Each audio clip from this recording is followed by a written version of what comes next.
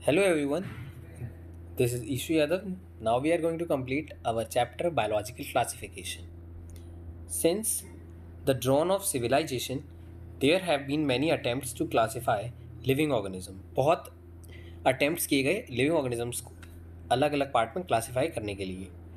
It was an instinctively not using criteria that were scientific but born out of a need to use organism, है ना। तो मतलब use के according organism को divide किया जाता था कि जैसे यूज़ कर लोगे ऑर्गेनिज्म को वैसे उनको उस बेसिस पे डिवाइड कर देंगे डिफरेंट क्लासेस में, फूड के अकॉर्डिंग, शेल्टर के अकॉर्डिंग एंड क्लोथिंग के अकॉर्डिंग, है ना। यूज़ कैसे कर रहे हैं, शेल्टर एंड क्लोथिंग। एरिस्टोटल जो थे वो सबसे पहले उन्होंने क्लासीफाई किया था, मतलब सबसे साइंटिफिक अगर कोई सबसे पहले दिया था तो अरिस्टोटल ने दिया था। अरिस्टोटल ने बेसिस क्या लिए थे, सिंपल मॉर्फोलॉजिकल कैरेक्टर्स उन्होंने बेसिस लिए थे। और प्लांट्स को जो है वो ट्री श्रब सब्स में अगर किसी ने डिवाइड किया था तो एरिस्टोटल थे। इन्हीं ने ना क्या किया था, एनिमल्स को डिवाइड किया था दो ग्रुप में, एक जिनके पास रेड ब्लड है, इनके पास रेड ब्लड नहीं है, इनेमा एंड अनेमा, है ना। तो ये एरिस्टोटल का था। ट्री को श्रब्स, हर्ब्स, है ना, प्लांट्स को ट्री श्रब हर्ब्स में एंड एनिमल्स को इनेमा एंड अनीमा में, है ना। और सबसे पहले साइंटिफिक क्लासिफिकेशन देने वाले एरिस्टोटल थे। ये इसकी समरी है पैराग्राफ की। इन लीनियस टाइम, है ना, लीनियस के टाइम पे दो किंगडम क्लासिफिकेशन दिया गया था, जो कि था प्लांटी और एनिमलिया किंगडम, जो कि डेवलप किया गया था, जिसमें केवल प्लांट्स और एनिमल आया करते थे। ऑफकोर्स आएंगे। इस सिस्टम से क्या हुआ ना, तो यूकैरियोट और प्रोकैरियोट के बीच में अंतर पता चला हम लोगों को कि यूकैरियोट और प्रोकैरियोट के अंदर क्या मतलब क्या डिफरेंसेस थे। मतलब एक प्लांट में रख दिया, एनिमल में रख दिया, ये कोई बेसिस लिया ही नहीं गया। यूनिसेलुलर, मल्टीसेलुलर, है ना, फोटोसिंथेटिक और नॉन फोटोसिंथेटिक, है ना। तो किया क्या गया कि सेल वॉल ग्रीन एल्गी के पास भी है और हमारे पास फंजाई के पास भी है, तो इन दोनों को एक में रख दिया, प्लांट्स में रख दिया, है ना, सेल वॉल के बेस पे। ये नहीं देखा कि फंगस तो हमारे पास सेप्रोफिटिक है, हेट्रोट्रॉफिक है, और ये ग्रीन एल्गी तो फोटोसिंथेटिक है। ये बिना देखे इनको ना प्लांट किंगडम के अंदर रख दिया गया। Classification of the organism into plants and animal was easily done and was easily to understand, but a large number of organisms did not fall into either category. बहुत आसान था भाई, जिनके पास सेल वॉल है, जिनके पास सेल वॉल नहीं है, इनमें डिवाइड कर दिया। लेकिन बहुत सारे ऑर्गेनिज्म ऐसे थे जो दोनों में से किसी में नहीं आते थे, इसलिए ये जो क्लासिफिकेशन सिस्टम था ये ज़्यादा टाइम तक नहीं चला। अब ग्रॉस मॉर्फोलॉजी के अलावा हमें और भी, मतलब ऐसा नहीं केवल मॉर्फोलॉजी देख के हम लोग डिवाइड कर देंगे, और कैरेक्टरिस्टिक्स की भी ज़रूरत पड़ती है, जैसे कि cell structure, nature of wall, mode of nutrition, habitat, method of reproduction, evolutionary relationships. ये सारे देखो, ये यहाँ पर याद नहीं रहेगा तो भी कोई बात नहीं, बट जो आगे आर एच पी टेकर ने जो हमारे पास बेसिस लिए हैं क्लासिफिकेशन के, दैट शुड बी रिमेंबर्ड, है ना। Classifications system for the living organism have hence undergone several changes over the time. वो भाई चेंज होते ही रहेंगे, अलग अलग साइंटिस्ट आएंगे, अलग अलग बेसिस लेके आएंगे क्लासिफिकेशन के। तो जो ऑर्गेनिज्म है उनका classification system time to time change होता है। तो plant and animal kingdom have been a constant under all different system. Understanding of what group organisms included under these kingdoms have been changing. The number and nature of other kingdoms have also been understood differently by different scientists over the time। अभी देखिए ना, protist के लिए थोड़ी सी ना लड़ाई होती है। कुछ कहते हैं हमारे प्लांट किंगडम में रखो इस ऑर्गेनिज्म को, कुछ कहते हैं प्रोटिस्ट में रखो। तो ऐसे ना सबके अलग अलग कुछ बेसिस होते हैं क्लासिफिकेशन के, उसके बेस पे हम लोग डिफरेंट ऑर्गेनिज्म को डिफरेंट क्लास में रखते हैं। नेक्स्ट है ये जो है, अभी हम लोग थोड़ा सा ओवरव्यू सारा ले लेते हैं, उसके बाद पढ़ेंगे तो बेस्ट रहेगा। चलिए खैर देख लेते हैं अभी। तो जो मोनेरा किंगडम जो होता है, इसमें मोस्टली जो सेल टाइप होता है, देखिए एक ही है। जो प्रोकैरियोटिक किंगडम है हमारे पास वो एक ही है, प्रोकैरियोटिक, बाकी चारों हमारे पास यूकैरियोटिक है ना। उसके बाद सेल वॉल का नेचर जो है इसका नॉन सेलुलोजिक है, पॉलीसैकेराइड और अमीनो एसिड से बने हुए होते हैं इसकी cell wall. Polysaccharide plus amino acids की सेल वॉल मोनेरा किंगडम के ऑर्गेनिजम्स की बनी होती है। प्रोटिस्ट में जो है सारे में नहीं है, कुछ में है सेल वॉल, है ना, लिखा हुआ है साफ साफ। सेल वॉल जो है वो कुछ में प्रेजेंट्स होती है। फंजाई में अगर है तो वो काइटिन की होगी, किसकी होगी गाइस, काइटिन की होगी। और प्लांट्स में अगर है तो वो सेलुलोज की होगी। एनिमल्स में सेल वॉल नहीं होती है। न्यूक्लियर मेम्ब्रेन बात करें, देखिए प्रोकैरियोट्स में न्यूक्लियर मेम्ब्रेन नहीं होती है, आपको भी पता है। कि न्यूक्लियर मेम्ब्रेन प्रोकैरियोट्स में नहीं होती, प्रोटिस्ट में होती है, बाकी सब में होती है। बॉडी ऑर्गेनाइजेशन की बात करें, देखिए पहले सेलुलर हैं, ये प्रोकैरियोटिक सेलुलर हैं, ये यूकैरियोटिक सेलुलर हैं, ये थोड़े मल्टीसेलुलर लूज टिश्यू में होते हैं। इसमें ईस्ट आती है, वो यूनिसेलुलर होती है, वो आगे पढ़ेंगे। टिश्यू और ऑर्गन होते हैं प्लांट किंगडम के ऑर्गेनिज्म में। टिश्यू और ऑर्गन लेवल ऑफ ऑर्गेनाइजेशन मिलेगा यहाँ पे, tissue level, organ system level of organisation. जब एनिमल किंगडम हम लोग पढ़ रहे होंगे तो हम लोग देखेंगे। मोड ऑफ न्यूट्रिशन देखिए कैसा भी हो सकता है। ऑटोट्रॉफिक में कीमोसिंथेटिक, फोटोसिंथेटिक दोनों टाइप का होता है, ब्लू ग्रीन एल्गी में पाई जाती हैं। और प्रोटिस्ट में जो होते हैं वो ऑटोट्रॉफिक होता है, फोटोसिंथेटिक भी हो सकते हैं और हेटरोट्रॉफिक भी हो सकते हैं। अगर ऑटोट्रॉफिक है तो वो फोटोसिंथेटिक भी होती हैं, है ना, जैसे यूग्लिना है, आगे पढ़ेंगे। और हेटरोट्रॉफिक भी हो सकते हैं। फंजाई में देखिए सैप्रोफिटिक और पैरासाइटिक दोनों टाइप का मिल जाएगा। प्लांट्स में ऑटोट्रॉफिक होता है, फोटोसिंथेटिक ऑफ कोर्स ये तो सभी जानते हैं। और एनिमल्स में होलोजोइक, सैप्रोफिटिक। होलोजोइक मतलब फूड को स्वेलो करेंगे, अंदर जाके डाइजेशन होता है। सैप्रोफिटिक मतलब आप सभी जानते हैं, जो कि डेड एंड डिकेइंग ऑर्गेनिजम्स पे ग्रो करते हैं। नेक्स्ट देखेंगे, देखिए आर.एच. विटेकर का क्लासिफिकेशन बहुत इंपॉर्टेंट रहता है, इसकी डेट भी याद रखेंगे। आर.एच. विटेकर 1969। 5 किंगडम क्लासिफिकेशन हमारे गुरुजी ने दिया। नाम क्या था? Monera, Protista, fungi, Plantae, Animalia. Criteria बहुत इंपॉर्टेंट है भाई साहब, मतलब अभी पूछे नहीं गए हैं, आई एम एक्सपेक्टिंग कि दिस ईयर पूछ लिए जाएँ कि cell structure, body organisation, mode of nutrition, reproduction and phylogenetic relationships पूछ लेगा। इनमें से कौन सा हमारे पास बेसिस नहीं था, कोई अलग ऑप्शन बना के दे देगा।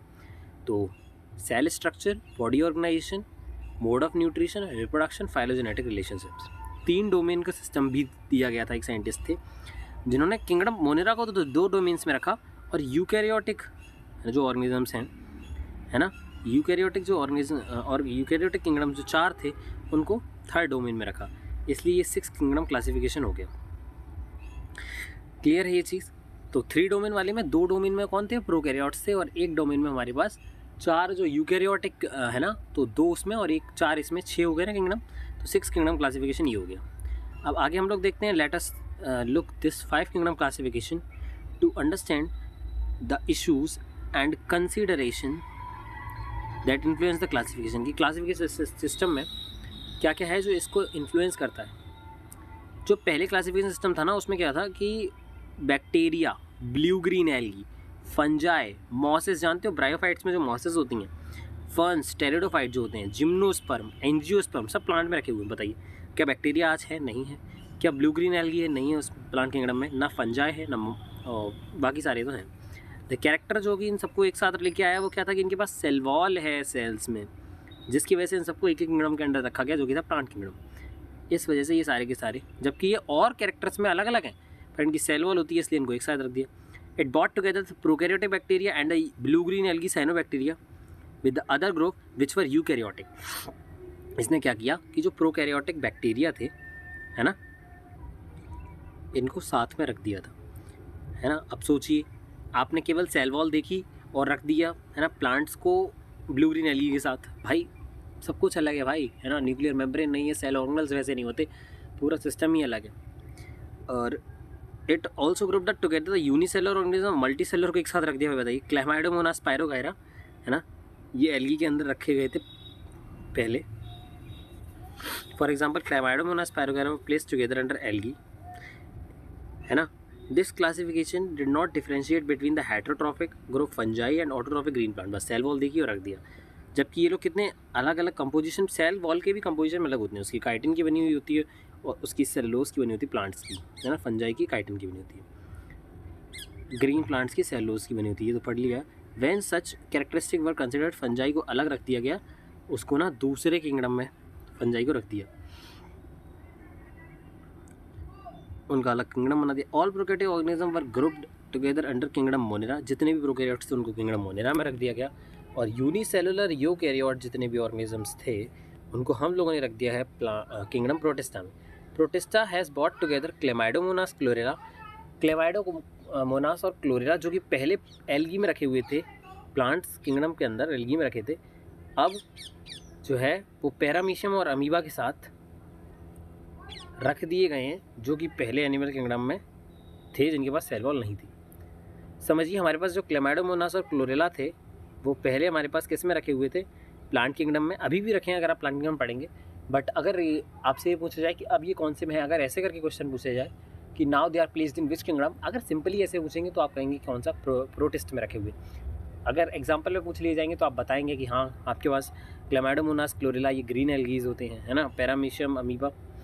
तो मतलब ये पहले एनिमल किंगडम में रखे थे पैरामीशियम अमीबा, क्योंकि इनके पास सेल नहीं थी, और क्लेमाइडोमोनास और क्लोरेला जो है प्लांट किंगडम में रखे थे। पर अब ये साथ में आ गए हैं क्योंकि हम लोगों ने नया किंगडम लॉन्च किया, हमने नहीं मतलब, है ना, लॉन्च किया साइंटिस्ट ने। It has put together organism which in earlier classification place in different kingdom, जो अलग अलग किंगडम में रखे गए थे उनको साथ लेके आया। ये इसलिए हुआ क्योंकि क्राइटेरिया चेंज हो गया। ऐसा क्राइटेरिया भाई, ऐसा तो ज़रूरी नहीं है कि अभी ये कांस्टेंट रहेगा कि ये इसी में रहेंगे, कोई नए साइंटिस्ट आएंगे भाई, वो और अपने बेसिस लेके आएंगे क्लासिफिकेशन की, और एवोल्यूशनरी रिलेशनशिप भी लेके आ सकते हैं ना, तो उसके बेस पे वो और time to time classification system change होता रहेगा, जिसमें केवल मॉर्फोलॉजिकल और फिजियोलॉजिकल नहीं देखे जाएगा कि मॉर्फोलॉजिकल, फिजियोलॉजिकल, रिप्रोडक्टिव सिमिलैरिटी देख ली, बल्कि अब तो इवोल्यूशनरी रिलेशनशिप भी देखा जाएगा कि कैसे भाई अपने जो एंसेस्टर्स थे, है ना, जो एंसेस्टर थे उनसे कितना सिमिलैरिटी रख रहे हैं ये दो ऑर्गेनिज्म, तो उस बेस पे भी हम लोग डिवाइड करेंगे। केवल मॉर्फोलॉजिकल, फिजियोलॉजिकल और रिप्रोडक्टिव सिमिलैरिटी नहीं देखेंगे, अब हम लोग बाकायदा इवोल्यूशनरी रिलेशनशिप तक जाएंगे। नेक्स्ट हमारे पास किंगडम मोनेरा है। जो किंगडम मोनेरा है उसमें जो bacteria are the sole members of the kingdom Monera. मतलब आपसे पूछे ना कोई कि किंगडम मोनेरा में कौन आते हैं, तो आप कहेंगे बैक्टीरिया। अब आप देखेंगे कि देयर आर मोस्ट अबंडेंट और माइक्रो ऑर्गेनिज्म, सबसे ज़्यादा माइक्रो ऑर्गेनिज्म कौन होते हैं, तो these are, I am sorry, तो दीज आर हमारे पास bacterias of the kingdom Monera सबसे ज़्यादा जो हमारे पास मिलते हैं। बैक्टीरिया लगभग हर जगह पाए जाते हैं। Hundreds of bacteria are present in handful of soil. एक मुट्ठी भर अगर आप मिट्टी लेंगे तो उसमें 100 लगभग बैक्टीरिया पाए जाएंगे, है ना, बहुत अबंडेंट होते हैं। वो एक्सट्रीम कंडीशंस में भी रह सकते हैं। कौन, बैक्टीरियाज, है ना, hundreds of bacteria present in handful of soil. Extreme habitat जैसे कि हॉट स्प्रिंग में, थर्मो एसिडोफिल में रह सकते हैं ना, डेजर्ट्स में रह सकते हैं, स्नो, डीप ओशन, हर जगह भाई, गर्मी से गर्मी, ठंडी जगह, है ना, पानी में, जहाँ पे बहुत ही कम और लाइफ ऑर्गेनिज्म, लिविंग जो फॉर्म्स हैं वो पाई जाती हैं, उधर जो हमारे पास किंगडम मोनेरा है उसके ऑर्गेनिज्म पाए जाते हैं। Many of them live in और ऑन, देखिए पैरासाइट की तरह भी कई जो मोनेरा के हमारे पास ऑर्गेनिजम्स होते हैं इस किंगडम के, वो पैरासाइट की तरह दूसरे ऑर्गेनिज्म पे भी रहना प्रेफर करते हैं। देखिए बैक्टीरिया जो है उसको 4 कैटेगरीज में रखा जाता है उनके शेप के बेस पे। स्फेरिकल कोकस जो कि कोकाई होती है, spherical in shape. Rod shaped bacillus होते हैं, है ना, जिसमें कि ये आपसे पूछ लेंगे कि ये क्या है, तो स्पोर्स मार्क की गई बैसिलाई हमारे पास शेप होती है ना, रॉड शेप्ड। उसके बाद द कोमा शेप्ड विब्रियम, जिसका प्लूरल विब्रियो होता है ना, इस टाइप के भी बैक्टीरिया मिल जाएंगे। स्पाइरलम स्पाइरेला, और इसमें ये फ्लैजेला मार्क किया हुआ है ना, तो ये भी आपको याद रखना है। नेक्स्ट देखेंगे इनका जो नेक्स्ट हम लोग पढ़ेंगे कि इनका जो बैक्टीरियल स्ट्रक्चर होता है वो तो सिंपल होता है, पर वो बिहेवियर बहुत कॉम्प्लेक्स होता है। स्ट्रक्चर देखेंगे तो बहुत सिंपल लगेगा हमें कि बैक्टीरिया का, पर कॉम्प्लेक्स बिहेवियर बहुत ज़्यादा होते हैं। और ऑर्गेनिजम्स के कंपैरिजन में बैक्टीरिया जो होता है, कौन सा ऑर्गेनिज्म सबसे ज़्यादा एक्सटेंसिव मेटाबॉलिक डाइवर्सिटी दिखाता है, तो आप कहेंगे बैक्टीरिया है। Some bacteria are autotrophic, of course this synthesise अपना खुद खूड बना लेते हैं इनऑर्गेनिक सब्सट्रेट से। वो फोटोसिंथेटिक ऑटोट्रॉफ भी हो सकते हैं और कीमोसिंथेटिक ऑटोट्रॉफ भी हो सकते हैं, है ना। वास्ट मेजर वी की बहुत अच्छी लाइन है, पूछा जा सकता है, मोल लेगा भाई देखो ऑटोट्रॉफ भी है, हेटरोट्रॉफ भी है, लेकिन ज़्यादातर हेटरोट्रॉफ्स हैं जो कि दूसरे ऑर्गेनिजम्स पे डेड या डिकेइंग मैटर पे फूड के लिए डिपेंड करते हैं। नेक्स्ट देखेंगे आर्की बैक्टीरिया। तो आर्की बैक्टीरिया देखो जो होते हैं ऐसे लिविंग फॉर्म्स जो बहुत ही हार्श कंडीशंस में, मतलब बहुत अनफेवरेबल कंडीशंस में रह सकते हैं। These bacteria are special since they live in some of the most harsh habitats such as extreme salty halophiles, ठीक है, बहुत ही मतलब नमकीन एरियाज़ में रहने वाले हैलोफाइल्स होते हैं, बहुत गर्मी को झेल लेते हैं, जिन्हें हम थर्मोएसिडोफिल्स कहते हैं। मार्सी एरिया, है ना, जिसमें कि मीथेन गैस का प्रोडक्शन होता है, मार्सी एरिया से हम लोग यही समझते हैं, तो वो होते हैं हमारे पास मीथेनोजेंस। आर्की बैक्टीरिया दूसरे बैक्टीरिया से उनके सेल वॉल के स्ट्रक्चर में भाई इसीलिए तो रह पा रहा है क्योंकि हार्श हैबिटेट में क्योंकि वो क्या है, उनकी सेल वॉल का नेचर ही ऐसा है ना। रेस्पॉन्सिबल फॉर एक्सट्रीम कंडीशन में रहने के लिए ये रेस्पॉन्सिबल मीथेनोजेंस, जो कि बहुत सारे जो ऑर्गेनिजम्स होते हैं ना हमारे काउ बफेलो, उनके गट में रहते हैं और वहीं से क्या बनाते हैं, responsible for the production of methane gas बनाने का काम करते हैं मीथेनोजेंस, है ना। ये भी आर्की बैक्टीरिया में आएंगे कि नहीं आएंगे, बिल्कुल आएंगे, है ना। तो यार ये ऐसे पूछ सकता है भाई कि यार क्या मीथेनोजेंस आर्की बैक्टीरिया में आते हैं, आपको लगेगा यार वो इतनी हार्श हैबिटेट में थोड़ी रहते हैं, वो तो काउ बफेलो के गट में रहते हैं, but yes they are included in the archaebacteria, methanogens are included in the archaebacteria. Now we are going to see eubacteria, है ना। तो यू बैक्टीरिया हम लोग देखेंगे। Eubacteria, there are thousand of different eubacteria और true bacteria, हज़ारों प्रकार के यू बैक्टीरिया ट्रू बैक्टीरिया होते हैं। Characterised by the presence of rigid cell wall. तो यू बैक्टीरिया में होती क्या है, रिजिड या ट्रू सेल वॉल होती है, और अगर वो मोटाइल होंगे तो उनके पास एक फ्लैजुलम होगा। यार मैंने पता है बहुत जगह क्वेश्चन देखा है, वो ऐसे मार्क कर देते हैं कि उनके पास ना फ्लैजुला और सीलिया दोनों होते हैं, बट नहीं, है ना, फ्लैजुला सीलिया नहीं होते हैं। अगर मोटाइल है बैक्टीरिया तो उसके पास फ्लैजुलम ही होगा। साइनोबैक्टीरिया, जिनको हम लोग ब्लू ग्रीन एल्गी भी कहते हैं, उनके पास क्लोरोफिल ए होता है, जो कि ग्रीन प्लांट्स क्लोरोफाइसी में प्रेजेंट होता है। मतलब सारे ही जितने आपके थैलोफाइटा, है ना, जितने भी आते हैं थैलोफाइटा में, प्लांट किंगडम में, उन सबके पास क्लोरोफिल ए होता है। ये लोग फोटोसिंथेटिक ऑटोट्रॉफ होंगे ऑफकोर्स, अगर क्लोरोफिल ए पाया जा रहा है। इनकी जो साइनोबैक्टीरिया होते हैं वो यूनिसेलुलर होते हैं, कॉलोनियल भी हो सकते हैं और फिलामेंटस भी हो सकते हैं, है ना। साइनोबैक्टीरिया जो है ब्लू ग्रीन एल्गी, यूनिसेलुलर भी हो सकते हैं, कॉलोनियल भी हो सकते हैं और फिलामेंटस भी हो सकते हैं। फ्रेश वाटर भी हो सकते हैं, मैराइन भी हो सकते हैं और टेरेस्ट्रियल भी हो सकते हैं। खारे पानी में, साफ़ पानी में, और टेरेस्ट्रियल एल्गी जो है इनको हम लोग जानते हैं इस नाम से। The colonies are generally surrounded by gelatinous sheath. देखिए एक विडम्बना है, विडम्बना नहीं मतलब आप समझ सकते हो काइंड ऑफ, यहाँ पर म्यूसिलेजिनस सीथ दिया हुआ है, ये भी ट्रू बैक्टीरिया है, और यहाँ पर जिलेटिनस सीथ दिया हुआ है। मैं अभी आपको क्लियर कर दूँ, बाद में आप एनसीईआरटी पढ़ें तो आपको ये ना लगे कि ये तो बताया ही नहीं गया। तो जिलेटिनस सीथ लिखा हुआ है और म्यूसिलेजिनस सीथ, तो आप मार्किंग आए तो म्यूसिलेजिनस सीथ करके आइएगा, और अगर पैराग्राफ में आता है तो आप जिलेटिनस सीथ करके आइएगा। वैसे बहुत कम प्रोबेबिलिटी है कि दोनों ऑप्शन दिए जाएँ।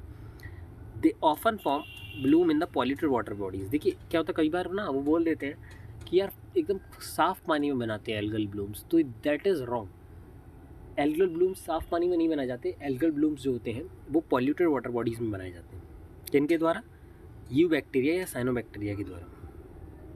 इनमें से कुछ जो होते हैं, है ना, ये एटमॉस्फेयर की नाइट्रोजन को स्पेशल सेल, जिन्हें कि हम हेटेरोसिस्ट कहते हैं, जो कि यहाँ मार्क किया है ना, जो भी यहाँ पे मार्क किया गया है, उस ये जो सेल्स होती हैं ये करती क्या हैं, ये नाइट्रोजन जो एटमॉस्फेयर में प्रेजेंट है उसको फिक्स करने का काम करती हैं, है ना। मतलब नाइट्रोजन जो N2 की फॉर्म में है उसको तोड़ती हैं, जैसे कि जिससे कि प्लांट उनको एब्जॉर्व कर पाए। नोस्टॉक और जो एनाबीना है ना, ये इसके एग्जाम्पल है जिनके पास हेटेरोसिस्ट होती हैं, जो कि नाइट्रोजन फिक्सेशन में अपना रोल प्ले करते हैं।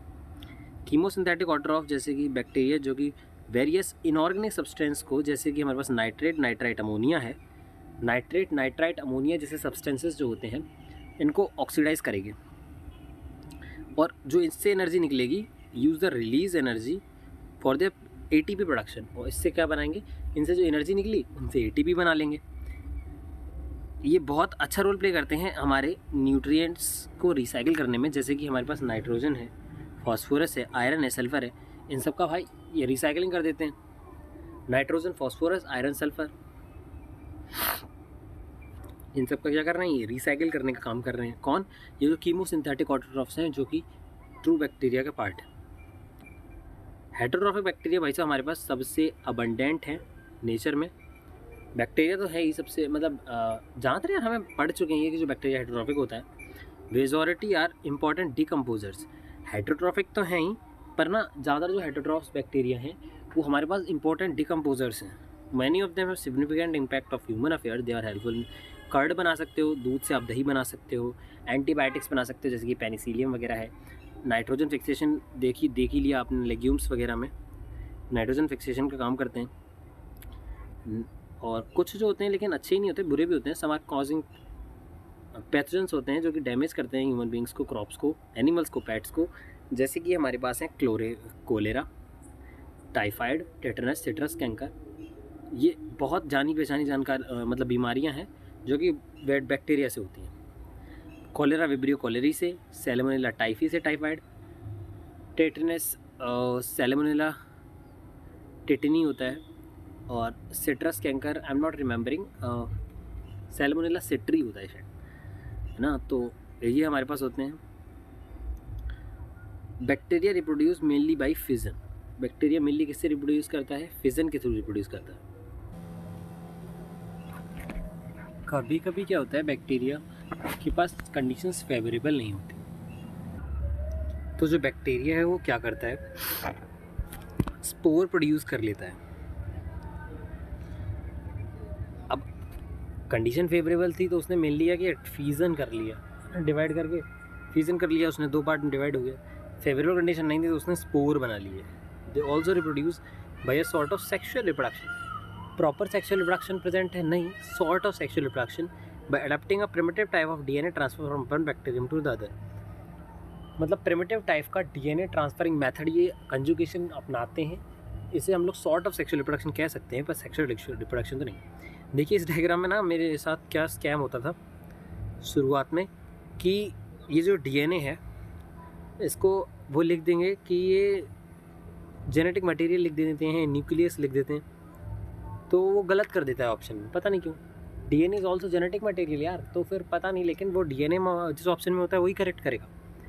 अगर उसने और कुछ कर दिया तो आपको वो रॉन्ग करना पड़ेगा। सेल वॉल है सबसे आउटर, देन सेल मेम्ब्रेन है, और ये इनर में जो दिख रहा है वो डीएनए। माइकोप्लाज्मा के बारे में देखेंगे। यार सही बताऊँ ना, इस इतनी सी लाइन से 3-4 लाइन है ना, 3-3.5 लाइन होगी, प्रॉपर देखें तो 3 ही है मतलब। तो इनसे ना माइकोप्लाज्मा से कम 4 सवाल पूछे जा चुके हैं, 3 से 4 सवाल, है ना, इन 4 लाइन से बताइए। और वही सवाल कि कौन सा ऐसा है ऑर्गेनिज्म प्रोकैरियोट्स में सेल वॉल नहीं होती, माइकोप्लाज्मा। कौन है सबसे छोटा लिविंग सेल, है ना, जो कि बिना ऑक्सीजन के रह सकता है, माइकोप्लाज्मा। ये पूछा गया है, ये रिपीटेडली पूछ लेते हैं इसको। और माइकोप्लाज्मा जो है वो पैथोजेनिक भी होता है एनिमल्स और प्लांट में। तो 3 बातें याद रखनी यार, सबसे छोटा है, लिविंग है, और इसके पास सेल वॉल है नहीं, बिना ऑक्सीजन के भी रह लेता है। Let's we discuss kingdom Protista. All single-celled eukaryotes are placed under Protista, but the boundaries of this kingdom are not well defined. Protist के अंदर यूकैरियोटिक यूनिसेलुलर ऑर्गेनिज्म रखे जाते हैं, लेकिन इसकी बाउंड्री क्लियर नहीं है। एक साइंटिस्ट है, उसके लिए वो फोटोसिंथेटिक प्रोटिस्टन है ना, हो सकता है एक बायोलॉजिस्ट के लिए, दूसरे के लिए हो सकता है कि यार ये प्लांट है ना, ये फोटोसिंथेटिक प्रोटिस्टन नहीं, ये प्लांट है, तो लड़ाई खड़ी रहती है ना। इसमें क्या है, इसमें जो हम लोग देखेंगे क्राइजोफाइट, डायनोफ्लैजिलेट, यूग्लिनॉइड, ये सारे प्रोटिस्ट में रखे गए हैं, है ना। Chrysophyte, dinoflagellate, euglenoid, slime moulds and protozoans are placed under kingdom Protista. Protista के जो मेंबर्स हैं वो प्राइमरीली एक्वेटिक मिलेंगे। आपने देखा था कि जो आपके प्लांट किंगडम अगर नहीं पढ़ा तो पढ़ लेंगे, जो इनिशियल मेंबर्स होते हैं thallophytes, bryophyte, even pteridophytes are depending on the water for their sexual reproduction, so why not the kingdom Protista organism will be primarily aquatic. ये जो किंगडम है ये लिंक बनाता है भाई प्लांट, एनिमल और फंगस में। सोच रहे हो कहाँ प्लांट कहाँ है एनिमल, बीच में फंगस के साथ रिलेशन बनाते हुए चल रहा है भाई protista. Being eukaryotes, the protista cell body contains well-defined nucleus and other membrane-bound organelles। यार अगर यूकैरियोट है तो भाई साहब इसके पास न्यूक्लियस भी होगा, अदर मेम्ब्रेन बाउंड ऑर्गेनेल्स भी होंगी, कुछ के पास फ्लैजिला होगा, कुछ के पास सीलिया। आपने देखा था केवल फ्लैजिला थे यूबैक्टीरिया के पास, है ना, सीलिया नहीं थे, पर प्रोटिस्ट में सीलिया भी हो सकते हैं, flagella. Protist reproduce sexually and sexually by process involving cell fusion and zygote formation.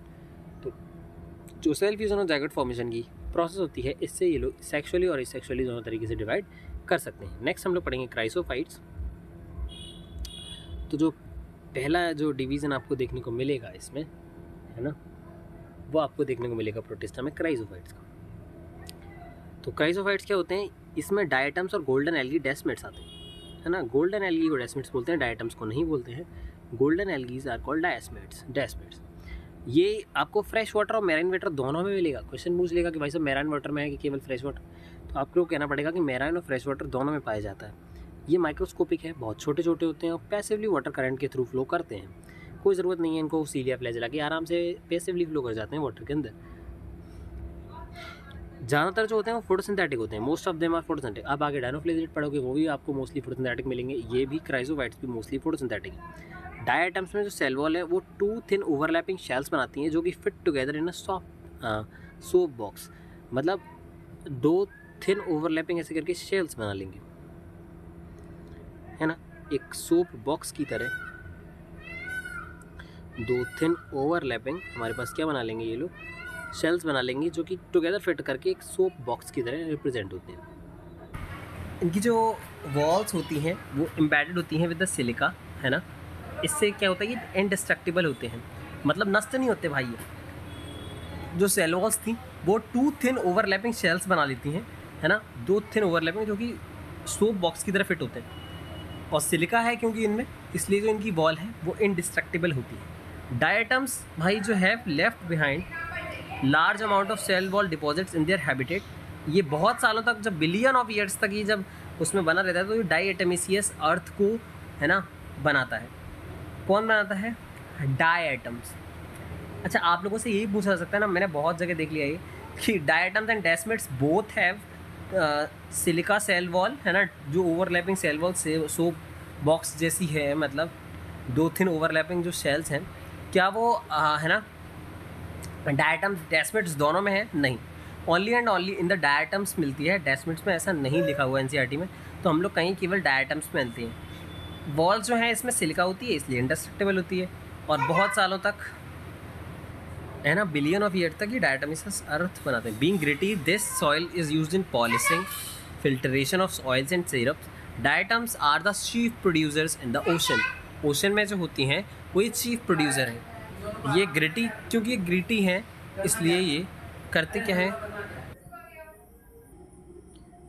अब डायनोफ्लेजेलेट्स पढ़ेंगे, तो डायनोफ्लेजेलेट्स जो होते हैं ये मोस्टली मैरीन है ना। वैसे तो आपको बोला गया था कि जो एक्वेटिक होते हैं, प्राइमरीली एक्वेटिक होते हैं सारे जितने भी प्रोटिस्ट हैं, पर ये ना मोस्टली मैरीन है। आपने पीछे देखा जो क्राइजोफाइट्स थे वो ना मैराइन और फ्रेश दोनों वाटर में मिलते हैं, पर ये मोस्टली मैराइन वाटर में मिलते हैं और फोटोसिंथेटिक होते हैं। Appear yellow, green, brown, red, है ना। ये जो है ये मतलब डिफरेंट कलर्स के अपीयर हो सकते हैं। ये बात किस पे डिपेंड करती है कि इनका कलर कौन सा होगा? It depends on the main pigment जो कि इनकी सेल्स में प्रेजेंट होगा। येलो, ग्रीन, ब्राउन, रेड जो भी कलर होगा डायनोफ्लेजेलेट्स का, वो इनके पिगमेंट पे डिपेंड करेगा। सेल वॉल में स्टिफ सेलुलोज की प्लेट्स होती हैं। पूछा जाता है कौन सा ऑर्गेनिज्म है इनमें जिसमें स्टिफ सेलुलोज की प्लेट्स होती हैं on the outer surface. Stiff cellulose की प्लेट हो गई आउटर सरफेस पे। मोस्ट ऑफ दैम, ज़्यादातर इनमें से 2 फ्लैजेला होते हैं इनके पास, एक लॉन्गिट्यूडनली होता है और एक जो होता है वो transversely in a furrow between the wall plates. एक देखिए ट्रांसवर्सली आपको ऐसे दिख रहा है, और एक जो है वो इनके फरो के बीच में प्रेजेंट होता है ना। एक ट्रांसवर्सली प्रेजेंटेड है फ्लैजेला, 2 फ्लैजेला होते हैं और एक furrow in between the wall plates. Red dinoflagellate जिसे हम लोग गोनिलॉक्स कहते हैं, ये क्या करता है? गोनिलॉक्स अंडरगो सच रैपिड मल्टीप्लिकेशन जिससे कि जो सी है यानी कि समुद्र जो होते हैं वो रेड दिखने लगते हैं। ठीक है, तो गोनिलॉक्स का यही काम है कि वो ऐसे ना रैपिड मल्टीप्लिकेशन करेगा और रेड कर देगा सी को, क्योंकि वो रेड टाइड्स लेके आता है।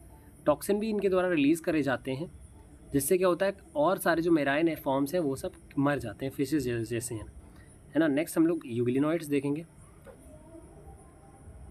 यूग्लिनॉइड्स ये जो है मेजॉरिटी ये फ्रेश वाटर होता है। याद रखनी है यार, मतलब बहुत इंपॉर्टेंट हो जाता है जब आपसे 4 है ना स्टेटमेंट दे देगा। पहला बोलेगा कि जो क्राइजोफाइट्स हैं वो मोस्टली कैसे होते हैं, है ना, डायनोफ्लेजेलेट्स कैसे होते हैं, यूग्लिनॉइड्स कैसे हैं, तो फ्रेश वाटर हैं यूग्लिनॉइड्स।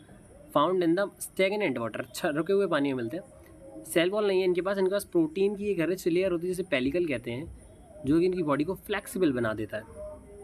प्रोटीन रिच लेयर है जो फ्लेक्सिबल बना देता है। इनके पास 2 फ्लैजेला हैं, एक शॉर्ट एंड एक लॉन्ग। ठीक है, देखिए आप देख सकते हैं डायग्राम में क्लियरली 2 फ्लैजेला, एक शॉर्ट एक लॉन्ग।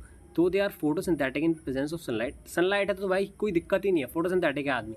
अगर सनलाइट नहीं है तो ये हेटरोट्रॉफ की तरफ बिहेव करेंगे, दूसरे ऑर्गेनिज्म पे प्रेडेट करेंगे। Interestingly the pigments of euglenoids are identical to those present in the higher plants. ठीक है, जैसे हायर प्लांट्स में मिलते हैं आपको पिगमेंट्स, वैसे ही आपको पिगमेंट देखने को मिलेंगे यूग्लिनोइड्स में। इनका एग्जांपल यूग्लिना है। नेक्स्ट हम लोग स्लाइम मोल्ड देखेंगे।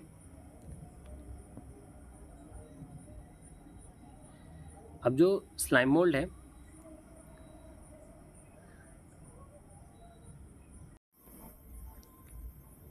वो सेप्रोफिटिक प्रोटिस्ट होते हैं हमारे पास, है ना। स्लाइम मोल्ड्स क्या हैं? सेप्रोफिटिक प्रोटिस्ट हैं। इनकी जो बॉडी है वो जो डिकेइंग ट्विक्स है ना, जो सड़ रही हैं, उनकी टुवर्ड्स मूव करेगी उनकी बॉडी। एंड सड़ी हुई जो ट्विक्स हैं, पत्तियों की जो टहनियाँ होती हैं और जो पत्ते होते हैं, कैसे पत्ते जो कि डिके कर रहे हैं, उनकी तरफ ना ये मूव करेंगी इनगल्फिंग ऑर्गेनिक मटेरियल। देखो इनऑर्गेनिक नहीं, ऑर्गेनिक मटेरियल होते हैं, डिविंग ट्विक्स वगैरह, है ना, लीव्स वगैरह, तो उनकी तरफ ये मूव करेंगे। जब सूटेबल कंडीशन आ जाती है तो ये एग्रीगेशन बना लेते हैं, जिसे हम लोग प्लाज्मोडियम कहते हैं, है ना। अब ये प्लाज्मोडियम वो वाला नहीं है वाइवेक्स जो आपको मलेरिया कॉज करता है। ये एक एग्रीगेशन बना लेते हैं, सूटेबल कंडीशन में बनाते हैं। पूछा जाता है यार प्लाज्मोडियम कैसी कंडीशन बनाते हैं, फेवरेबल कि अनफेवरेबल। आइडिया दिला रहा हूँ, कभी भी क्वेश्चन कुछ भी आते हैं ना एनसीईआरटी से। सूटेबल कंडीशन में बनाते हैं एग्रीगेशन, जिसको प्लाज्मोडियम कहते हैं, जो कि ग्रो करेगा सेवरल फीट तक। अनफेवरेबल कंडीशन में ये प्लाज्मोडियम डिफरेंशिएट करके फ्रूटिंग बॉडीज़ बना देता है। अभी इसके पास अनफेवरेबल कंडीशन होगी तो ये प्लाज्मोडियम को डिफरेंशिएट कर लेगा, फेवरेबल में प्लाज्मोडियम बना के रख लेता है, और उससे जो फ्रूटिंग बॉडीज़ बनती हैं उन पे स्पोर्स होते हैं टिप पे। उसने बना लिया आराम से, इसने ना फ्रूटिंग बॉडीज़ बना ली, उस पर ऊपर स्पोर्स हैं।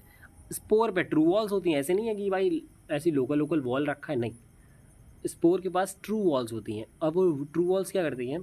They are extremely resistant and survive for many years even under adverse condition. The spore are dispersed by air current.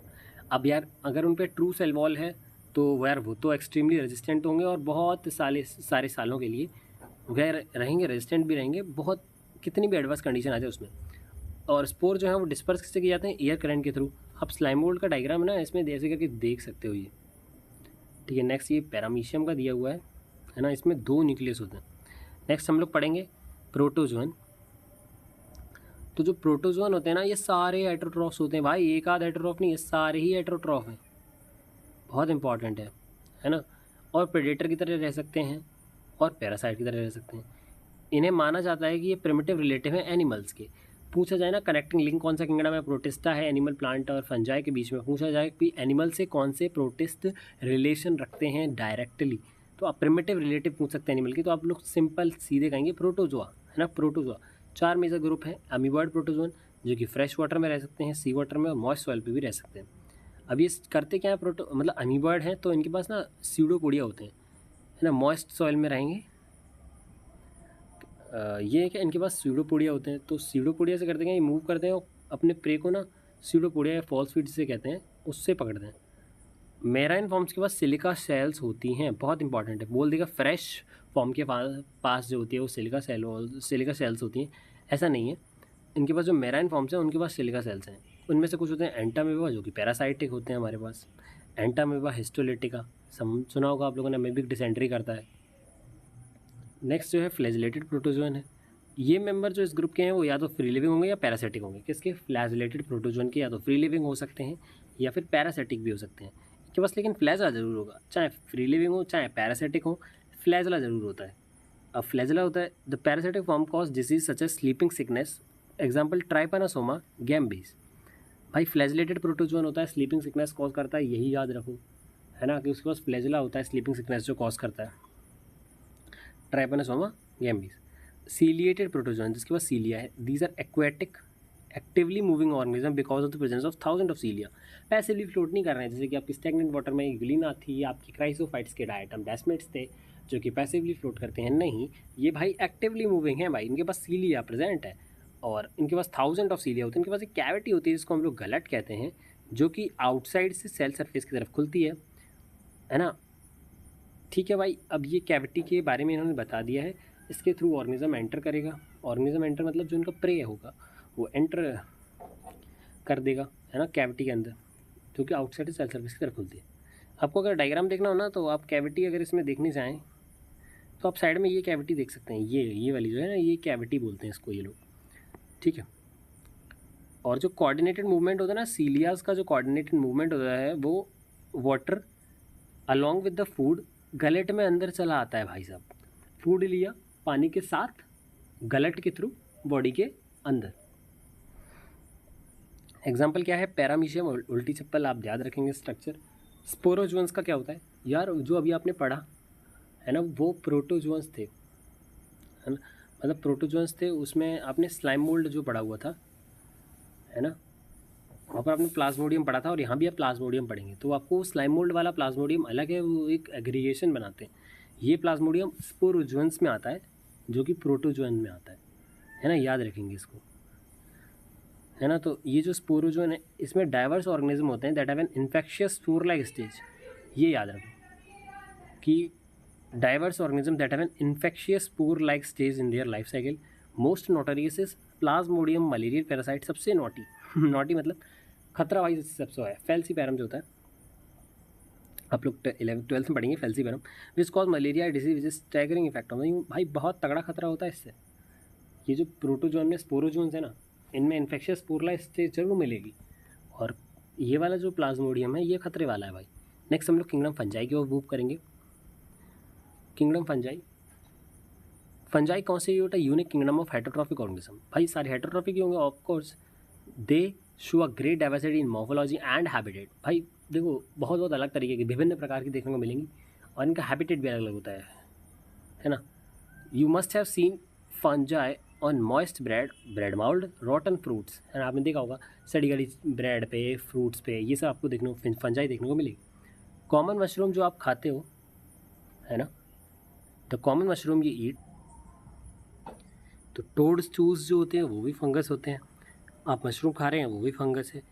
White spot जो आपको देखने को मिलते हैं ना मस्टर्ड पे, वो पैरासिटिक फंगस की वजह से ही होते हैं, है ना, वाइट स्पॉट।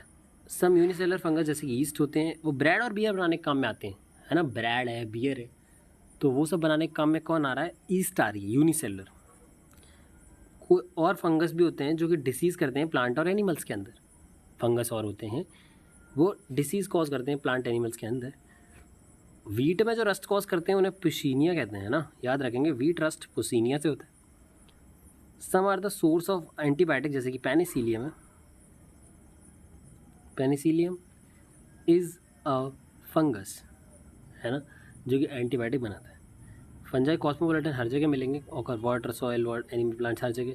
भाई थोड़ा गर्म और गीला नमी वाली जगह पर ये होती है। आपने देखा फ्रिज में रख देते हैं क्यों सामान, ताकि बचा रहेगा भाई, क्योंकि वो ठंडी जगह वहाँ पर नहीं ग्रो कर पाती इतने अच्छे से। आ जाइए अब नेक्स्ट क्या है कि फंगस हम लोग केवल ईस्ट को छोड़ देना तो जो यूनिसेलर, बाकी सारी फंगाई फिलामेंटस होती हैं।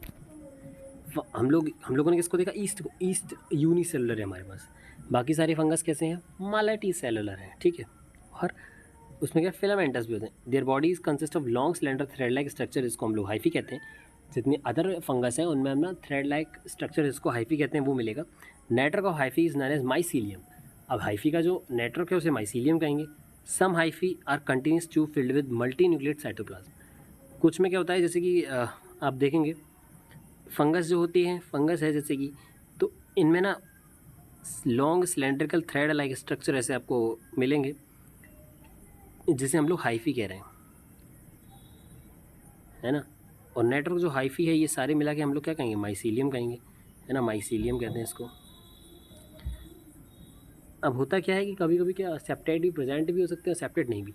सेप्टेट क्या मतलब, ऐसे ऐसे करके ये इसको डिवाइड कर देते हैं, तो सेप्टेट प्रेजेंट भी हो सकते हैं और नहीं भी हो सकते हैं। अगर सेप्टेट प्रेजेंट नहीं होंगे, एक बात बताइए, तो क्या इसमें बहुत सारे न्यूक्लियस नहीं हो जाएंगे? अगर इसमें बहुत सारे न्यूक्लियस हो जाएंगे तो मल्टी न्यूक्लियेट हो जाएगा, जबकि सेप्टेट है तो मल्टी न्यूक्लियेट नहीं होगा, यूनि न्यूक्लियेट है फिर वो, है ना। तो ये चीज़ें होती है। दीज आर कॉल्ड सीनोसाइटिक, यानी कि काफ़ी सारे इसमें क्या आ गए, न्यूक्लियस आ गए, सीनोसाइटिक हाइफी है। अदर है सेप्टे और क्रॉस वॉल्स आ जाते हैं तो वो नहीं रहते, मल्टी सेलर यूनिसेलर हो जाते हैं। Cellular fungi compose of chitin and polysaccharides. जहाँ तक जो फंगाई हाइड्रोट्रॉफिक हैं और सॉल्युबल ऑर्गेनिक मटेरियल को ये लोग क्या करते हैं, एब्जॉर्ब करते हैं। इनऑर्गेनिक को नहीं करते, सॉल्युबल ऑर्गेनिक मैटर को ये लोग क्या एब्जॉर्ब कर लेते हैं तो हेटरोट्रॉफिक। और किससे करते हैं soluble organic matter, dead substrate से, इसलिए इनको सेप्रोफाइट्स भी कहते हैं। Those that depend on living plants and animals are called parasites. जो कि प्लांट्स पे लिविंग फॉर्म में मतलब रह रहे हैं ना, वो पैरासिटिक हैं। They can also live as symbionts in association with algae as lichens, है ना। फंगस जो एल्गी के साथ एसोसिएशन में रहेंगे ना, fungus along with the algae, these are called lichens, and roots of higher plant are called mycorrhiza. Fungus along with the roots of higher plants are called mycorrhiza. Fungus along with the association with the algae are called lichens. अब reproduction जो इसमें होता है, fragmentation, fission, budding सबसे होता है ना। Fission, fragmentation, budding सब करवा लो, ठीक है भाई। देखिए आपको याद रखना होगा, 3 स्पोर जो हैं ये आपके एसेक्सुअल हैं, और बाकी के 3 ये नीचे वाली लाइन में जो लिखे हैं सेकंड लाइन में, दे आर सेक्सुअल स्पोर्स। तो कोनिडिया स्पोरेंजियोस्पोर जूस्पोर, मैं तो उसको ऐसे ही कई बार पढ़ा है, तो कोनिडिया स्पोरेंजियोस्पोर जूस्पोर ऐसे याद कर लेते हैं। ये एसेक्सुअल है ना, ये हमारे पास एसेक्सुअल होते हैं। एसेक्सुअल है, क्या है ये? एसेक्सुअल स्पोर्स, है ना। और बाकी sexual spore, ascospore, basidiospore, ascobasidio, ये हमारे पास कैसे sexual. Various spore are produce in distinct structure called fruiting bodies. अब ये स्पोर बनते कहाँ? तो फ्रूटिंग बॉडीज़ के अंदर बनते हैं। सेक्सुअल साइकिल इन्वॉल्व्स 3 स्टेप होते हैं सेक्सुअल साइकिल के अंदर। पहले प्रोटोप्लाज्म का फ्यूज़न होगा, जैसे प्लाज्मोगेमी कहेंगे। फिर न्यूक्लियाई का फ्यूज़न होगा, जैसे कैरियोगेमी कहेंगे। अब प्रोटोप्लाज्म जो होते हैं वो प्रोटोप्लाज्म का फ्यूज़न है वो 2 मोटाइल या फिर 2 नॉन मोटाइल गैमीट्स भी हो सकते हैं, कैसे भी हो सकते हैं। जो इसमें हम लोग प्लाज्मोगेमी में जो प्रोटोप्लाज्म का फ्यूज़न है, मोटाइल नॉन मोटाइल कैसे भी गैमेट्स हो सकते हैं। उसके बाद कैरियोगेमी होगी, उसके बाद मियोसिस हो जाएगी जाइगोट में, इससे स्पोर बन जाएंगे हैप्लॉइड। अरे यार, प्लाज्मोगेमी हुई, कैरियोगेमी हो गई, मियोसिस करा ली, हैप्लॉइड स्पोर्स बन गए, है ना। आगे देखेंगे, जब एक फंगस, है ना, सेक्सुअली रिप्रोड्यूस करेगा 2 haploid hyphae of compatible mating type.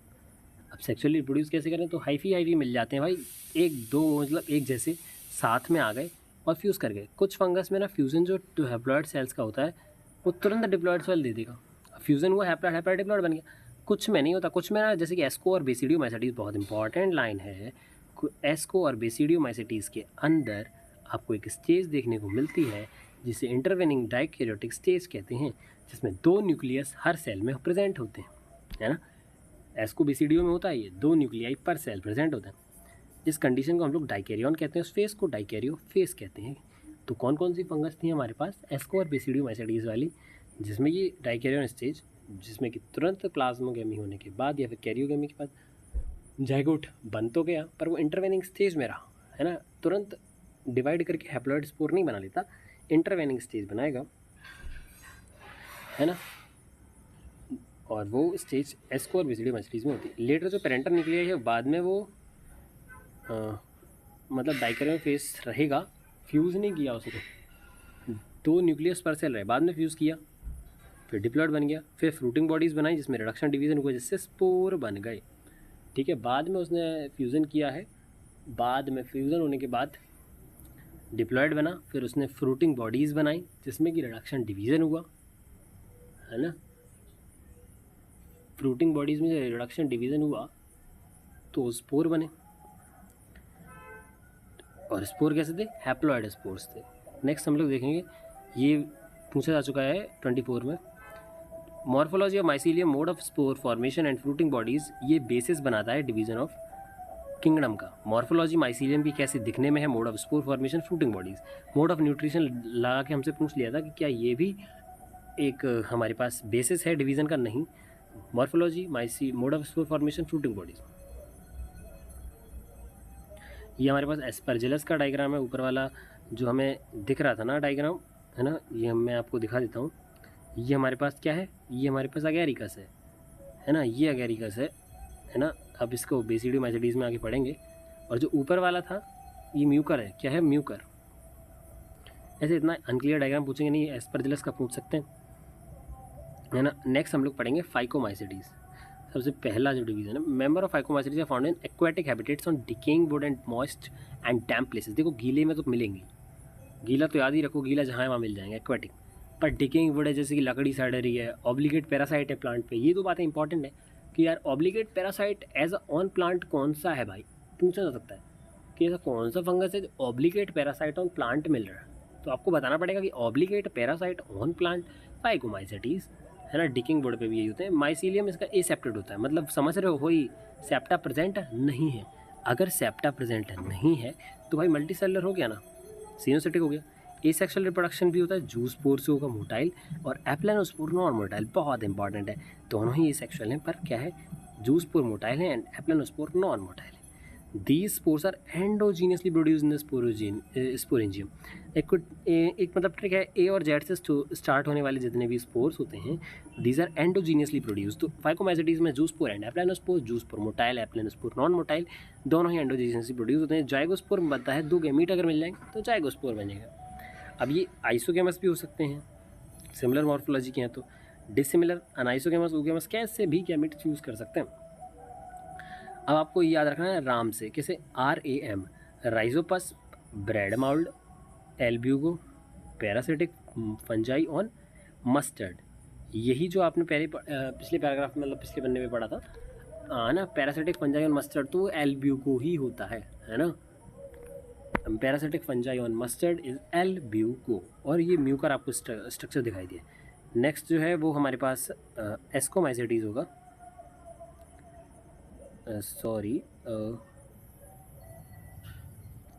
एस्कोमाइसेटीज देखेंगे तो commonly known as sac fungi. Ascomycetes are mostly multicellular, है ना, मल्टी सेलुलर होते हैं यार। देखो उसमें भी ईस्ट को छोड़ दो तो बाकी सारे मल्टी सेलुलर ही होते हैं इसमें, है ना, ईस्ट को छोड़ दो बस। सेक्रोमाइसिस सर्वेसीज का पूरा नाम होता है। सेप्रोफिटिक है, डिकम्पोजर है, पैरासिटिक, कॉप्रोफिलस। कॉप्रोफिलस के नाम से बहुत फेमस होते हैं ये भाई। कोई कैप्रोफिलस बोल रहा है तो मेरे दिमाग में सबसे पहले एस्कोमाइसेटीज आते हैं। डिकम्पोजर का पैरासिटिक तो है ही, चलो अच्छी बात है कि पैरासाइट है। ऑब्लिगेट पैरासाइट ऑन प्लांट्स तो वो आपके पास जो पहले वाले हैं ना, फाइकोमाइसेटीज, वही है। ग्रोइंग ऑन डंक, कैप्रोफिलस का मतलब गोबर पे उग रहे हैं। और माइसीलियम इनका ना ब्रांच्ड होता है और सेप्टेट होता है, मतलब इनमें सेप्टा प्रेजेंट हो जाते हैं इनके में, ब्रांच्ड एंड सेप्टेट, ठीक है। तो branch and septate asexual spores conidia बनते हैं। 3 बताया ना, कोनिडिया स्पोर, एंजियोस्पोर, जूस्पोर, उनमें से कोनिडिया बनते हैं इनके अंदर, एक्सोजीनियसली बनेंगे क्योंकि एजेड से तो स्टार्ट नहीं हो रहा, तो ये एक्सोजीनियसली बनता है। स्पेशल माइसीलियम जिसको हम लोग कोनिडियोफोर्स कहते हैं, तो कोनिडिया बनेंगे कहाँ, एक्सोजीनियसली कोनिडियोफोर्स पे बनेंगे, जो कि एक माइसीलियम है। बोल सकता है कोनिडियोफोर्स क्या फ्रूटिंग बॉडी है? नहीं, कोनिडियोफोर्स फ्रूटिंग बॉडी नहीं है, माइसीलियम है। Conidia on germination produce mycelium. Conidia germinate करके माइसीलियम को बना रहा है ना। फ्रूटिंग बॉडीज नहीं है, माइसीलियम है। सेक्सुअल स्पोर्स एस्कोस्पोर होते हैं, जो कि एंडोजीनियसली ए से स्टार्ट हो रहे हैं। एस्को एप्लानो नहीं है, एस्को याद रखना, एस्कोस्पोर एस्कोमाइसेटीज में नहीं होंगे तो और कहाँ होंगे, है ना। सैक लाइक एसआई, मतलब है ना, एसआई कैसे अरेंज होते हैं, different type of fruiting bodies, जिसको हम लोग एस्को कार्प्स कहते हैं। अब कार्प्स पूछ लिया जाए तो आप कहोगे हाँ ये फ्रूटिंग बॉडीज है। तो अब जो एसआई है, समझ रहे हो, एसआई मतलब सेक्सुअल स्पोर्स, है ना। एसआई किस में प्रेजेंट है, different type of fruiting bodies, जिसको हम लोग एस्को कार्प्स कह रहे हैं, एसआई उसमें प्रेजेंट होते हैं, है ना, सेक्सुअल स्पोर्स।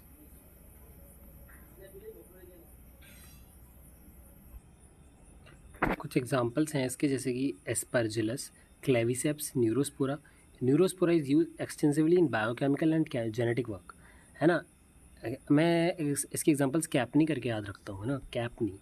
अब कैपनी में क्या क्या है, Claviceps, Aspergillus, penicillium, Neurospora and east सारे इंक्लूड हो जाते हैं, है ना। आपको याद रखना है कि जैसे जेनेटिक वर्क के लिए न्यूरोस्पोरा का यूज़ कर रहे हैं हम ना, इसमें मोरल्स एंड ट्रफल्स को भी देखते हैं, जो कि खाने के यूज़ में, है ना, आते हैं डेलिकेसीज में, morals and truffles. Claviceps, Neurospora, जिसमें कि न्यूरोस्पोरा क्या है, जेनेटिकल वर्क में बहुत इंपॉर्टेंट रोल प्ले करता है। हम लोग बेसिडियोमाइसीटीज फिनिश करेंगे। Basidiomycetes commonly known forms of basidiomycetes, mushroom, bracket fungi, puff balls. Mushroom सभी जानते हो, सब्जी बनती है भाई, नहीं बनती होगी तो भाई देख लीजिएगा, है ना। आपने स्ट्रक्चर ये वाला ज़रूर देखा होगा, है ना, ये स्ट्रक्चर अपने आसपास, अपने ये वाला, है ना। तो ये होता है हमारे पास। ओके, तो ये कहाँ पे ग्रो करते हैं, आपने देखा होगा पेड़, मतलब आपने ना गीली लकड़ियाँ वगैरह अगर गाँव में देखी हो तो वहाँ पे ग्रो कराते हैं, ट्री स्टम्प्स पे, लॉक्स पे, and in the living plant body की पैरासाइट की तरह भी रहते हैं। रस्ट और स्पर्ट आपने सुने ना, वीट रस्ट, पेसिनिया, ओस्टिलागोस मट, वो इसी में आते हैं। माइसीलियम इनका भी ब्रांच रिसेप्टेट होता है। एसेक्सुअल स्पोर्स नहीं मिलते, वेजिटेटिव रिप्रोडक्शन फ्रेगमेंटेशन से कॉमन होता है। एसेक्सुअल स्पोर नहीं मिलते, सेक्स ऑर्गन भी नहीं मिलते भाई साहब। आईसी लाइन आ जाएगी, सेक्सुअल स्पोर भी नहीं है ना, और सेक्स ऑर्गन भी नहीं है। फ्रेगमेंटेशन जरूर होता है, सेक्स ऑर्गन एब्सेंट होते हैं, लेकिन प्लाज्मोगेमी जरूर होगी, फ्यूजन ऑफ टू वेजिटेटिव और somatic cells of different strains और जीनोटाइप्स। सेक्स ऑर्गन नहीं है लेकिन प्लाज्मोगेमी ज़रूर इनमें प्रेजेंट होगी, is brought about by fusion of two vegetative या सोमेटिक सेल्स डिफरेंट स्ट्रेन्स और जीनोटाइप्स की, है ना। ज़रूरी नहीं है सेम हो।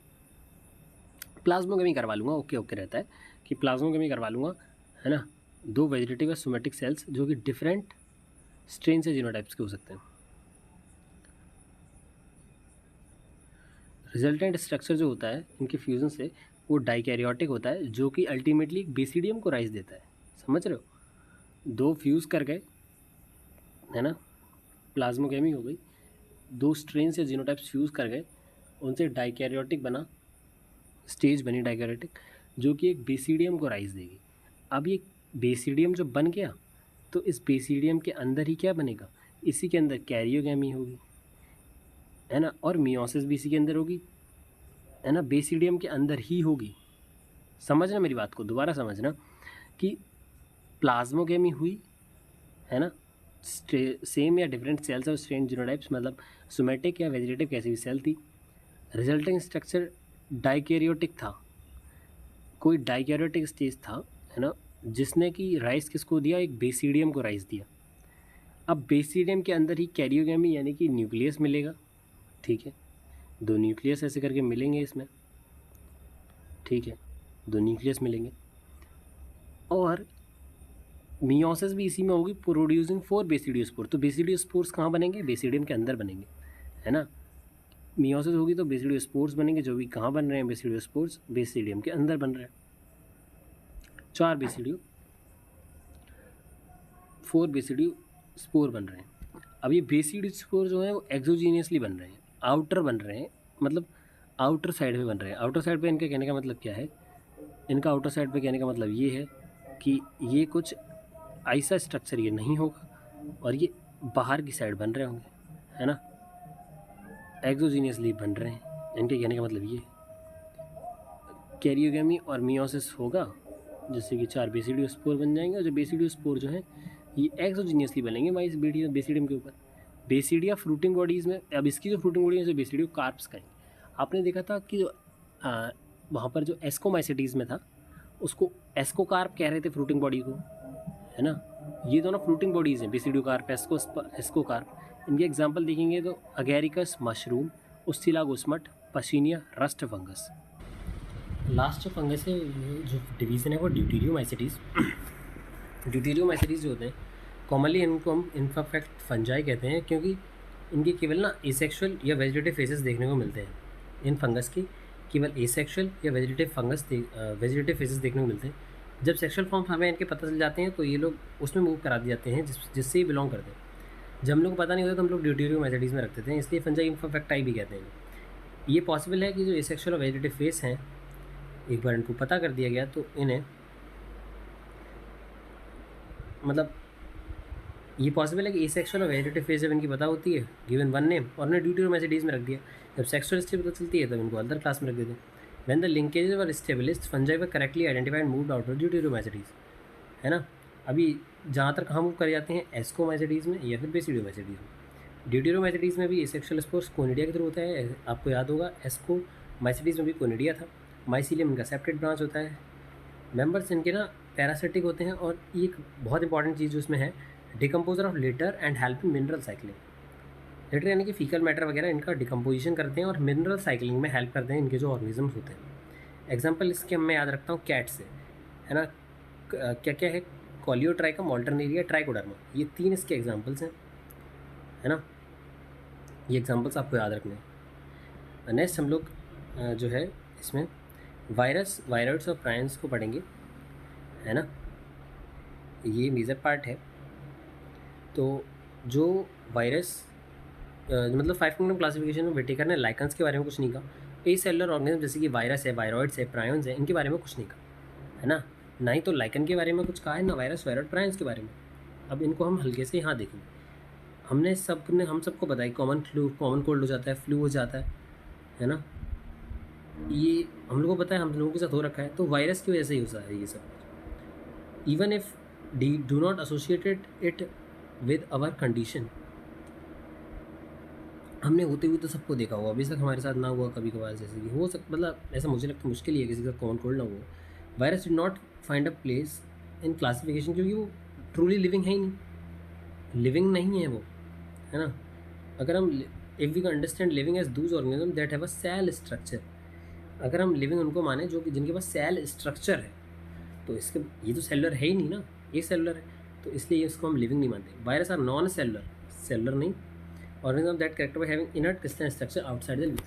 इनके जो आउटसाइड जो स्ट्रक्चर है ना, इनर्ट क्रिस्टलाइन स्ट्रक्चर होता है वायरस के, वायरस के बाहर इनर्ट क्रिस्टलाइन स्ट्रक्चर होता है ना। अब ये करते क्या है, दूसरे की बॉडी में जाएंगे, वहाँ जाके मल्टीप्लाई कर दो, है ना। वंस दे इन्फेक्ट सेल, एक बार इन्फेक्ट किया, मशीनरी ले ली होस्ट सेल की to replicate themselves, killing the host, host की मशीनरी ले रेप्लिकेट करने लगे और होस्ट को मार दिया। क्या आप वायरस को लिविंग कहोगे या नॉन लिविंग? वायरस का मतलब है वेनम या पॉइजनम फ्लूइड, याद रखो। सबसे पहले डिमिट्री इवानोव्स्की 1892, उन्होंने कुछ माइक्रोब्स देखे जो क्या कर रहे थे, मोज़ैक डिसीज़, टोबैको में मोज़ैक डिसीज़ कर रहे थे। उन्होंने कहा डिमिट्री इवानोव्स्की ने 1892 में कि यार टोबैको मोज़ैक डिसीज़ हो रही है, तो ये ना बैक्टीरिया से भी स्मॉलर थे, क्योंकि ये बैक्टीरिया फिल्टर से पास कर रहे थे। तो अब नाम किसने दिया है वायरस की? एमडब्ल्यू वेजरिंग ने दिया। उन्होंने कहा 1898 में इसको एक्सट्रैक्ट निकाला इन्फेक्टेड प्लांट्स टोबैको प्लांट जो, उससे फिर इन्होंने कहा इन्होंने इसको नाम दिया नया वायरस, और इसको ये भी कहा contagium vivum फ्लूडियम infectious living fluid. Living है, फ्लूड है, लेकिन ऑर्गेनिज्म नहीं कहोगे, और इसलिए इसको नाम क्या दिया, कॉन्टेजियम वाइवम फ्लूडियम। स्टैनले 1935 में इन्होंने इसको क्या किया, क्रिस्टलाइज किया कि हाँ यार ये इसके क्रिस्टल बन सकते हैं, और क्रिस्टल्स में होगा क्या, प्रोटीन्स होगी, मेनली क्या होगी क्रिस्टल्स में, लार्जली प्रोटीन्स होंगी। वो inert outside there specific host से इनर्ट रहते हैं, मतलब उन पर कोई फ़र्क नहीं पड़ता। आप बैक्टीरियल दवाइयाँ दोगे कोई फ़र्क नहीं पड़ेगा। Bacteria virus are obligate parasite, मतलब जिसमें रहते हैं उसको ऐसी तैसी कर देंगे, और अगर यही है तो इसी में रह रहे हैं, वायरस फिक्स होते हैं। लास्ट हम लोग क्या देख रहे थे, ओके, तो हम लोग देखेंगे in addition to proteins, virus के पास जेनेटिक मटेरियल भी होता है। प्रोटीन और जेनेटिक मटेरियल दो ही चीज़ें होती हैं उसके पास, एक तो न्यूक्लियो प्रोटीन ऊपर और एक जेनेटिक मटेरियल। वो R N D N A कुछ भी हो सकता है, कोई वायरस ऐसा नहीं है जिसके पास दोनों D N A R N A दोनों चीज़ें हो, ऐसा कोई नहीं। वायरस क्या है, न्यूक्लियो प्रोटीन है जिसमें जेनेटिक मटेरियल इन्फेक्शियस होता है। न्यूक्लियो प्रोटीन ऊपर से होती है, उनके पास अंदर जो जेनेटिक मटेरियल है वो हमारे पास इन्फेक्शियस है। जनरल में जो वायरस होते हैं जो कि प्लांट को करते हैं वो single strand R N A, that's very important, अभी जो लाइनें आने वाली है बहुत कन्फ्यूजन रहता है बच्चों को, single stranded R. And virus जो कि एनिमल्स को करते हैं उनमें सिंगल स्टैंड या डबल स्टैंड आरएनए कैसा भी हो सकता है जो एनिमल्स को करते हैं, लेकिन जो डीएनए है वो, मतलब एक बात याद रखो, केवल सिंगल स्टैंडर्ड डीएनए छोड़ के बाकी सब एसएस डीएनए छोड़ दो, सिंगल स्टैंड डीएनए छोड़ दो, और जो प्लांट को करते हैं उनमें सिंगल स्टैंड आरएनए ही करता है, केवल SS RNA, single standard RNA ही, केवल सिंगल स्टैंडर्ड आरएनए ही जाके इन्फेक्ट करेगा।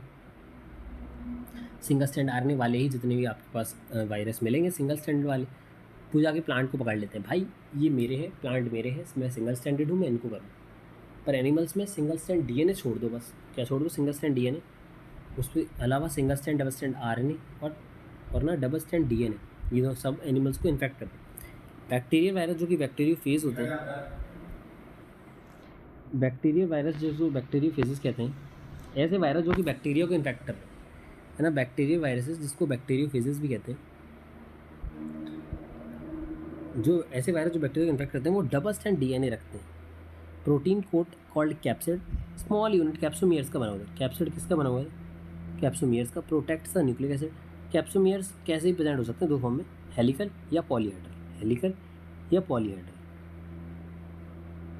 कैप्सोमियर्स कैसे भी, virus mumps measles small pox herpes influenza, AIDS भी वायरस से होता है जिसको एचआईवी वायरस कहते हैं। प्लांट्स में आपको mosaic formation, leaf rolling, curling, yellowing अगर आपको दिखता है, ये सब वायरस की वजह से ही होता है, ठीक है, सब वायरस की वजह से हो रहा है। देखेंगे आगे, एंड जो है vein clearing, dwarfing and stunted growth, leaf curling, rolling, yellowing मैं आपको बता चुका था। वायरॉइड्स अगर आप 1971 में देखोगे तो टीओ डीनर ने एक नया इन्फेक्शियस एजेंट पता कर दिया जो कि वायरस से भी छोटा था और इस पोटैटो स्पिंडल ट्यूबर डिसीज़ कर रहा। तो मैं को मुझे वायरस वायरॉइड के लिए potato spindle tuber disease viroid 1971 T O Diener. ठीक है, ये फ्री आरएनए होता क्या है ये? फ्री आरएनए, प्रोटीन कोट नहीं होता इसके पास। वायरस में प्रोटीन कोट था, इसमें प्रोटीन कोट नहीं है ना। नेम इनसे इनका वायरॉइड होता है। आरएनए जो वायरॉइड का है वो लो मॉलिकुलर वेट का है, हल्के वेट का है। इनका वेट जो है वायरसेस से कम है। प्रायॉन्स जो होते हैं मॉडर्न मेडिसिन में certain infectious neurological disease were found to be emitted by an agent consisting of abnormally folded protein. एक एबनॉर्मली फोल्डेड प्रोटीन्स होती है जो कि क्या करते हैं, इन्फेक्शियस न्यूरोलॉजिकल डिसीजेस करते हैं, वो प्रायॉन्स करते हैं। एजेंट वायरस के सिमिलर होते हैं। वायरॉइड छोटे थे, प्रायॉन्स सेम साइज़ के। एजेंट्स को हम लोग क्या कहते हैं, प्रायॉन्स कहते हैं। सबसे ज़्यादा जो नोटेबल डिसीज है वो होती है BSE, bovine spongioencephalopathy, mad cow disease कहते हैं। ये एनालॉगस वेरिएंट है क्रूट्सफेल्ड जैकोब डिसीज़ यानी कि सीजेडी का, है ना। ह्यूमंस में सीजेडी और कैटल्स में बीएसई, बोवाइन स्पॉन्जिफॉर्म एन्सेफेलोपैथी, और मैड काउ डिसीज़ कैटल में होती है ना, जो कि एनालॉगस वेरिएंट है क्रूट्सफेल्ड जैकोब डिसीज़ सीजेडी। लाइकेंस क्या होते हैं, सिम्बायोटिक एसोसिएशन रखते हैं। म्यूचुअली यूजफुल एसोसिएशन एल्गी और फंजाई में, एल्गल फाइकोबायोंट, माइक्रोबायोंट होता है fungal. Algae prepare food for fungi and fungi provide shelter and absorb mineral nutrients and water from its water. Algae खाना बनाएगा, फंजाई मिनरल्स को water को एब्जॉर्ब। एल्गी ने खाना बनाया, फंजाई ने एब्जॉर्ब किया। इसलिए एसोसिएशन जो है, if one so like in nature one would never imagine, है ना। इनका एसोसिएशन मतलब कोई देख के ये नहीं कहेगा कि यार ये अलग अलग इमेजिन दो ऑर्गेनिज्म, है ना। लाइकेंस क्या होते हैं, वेरी गुड पॉल्यूशन इंडिकेटर होते हैं। Thank you.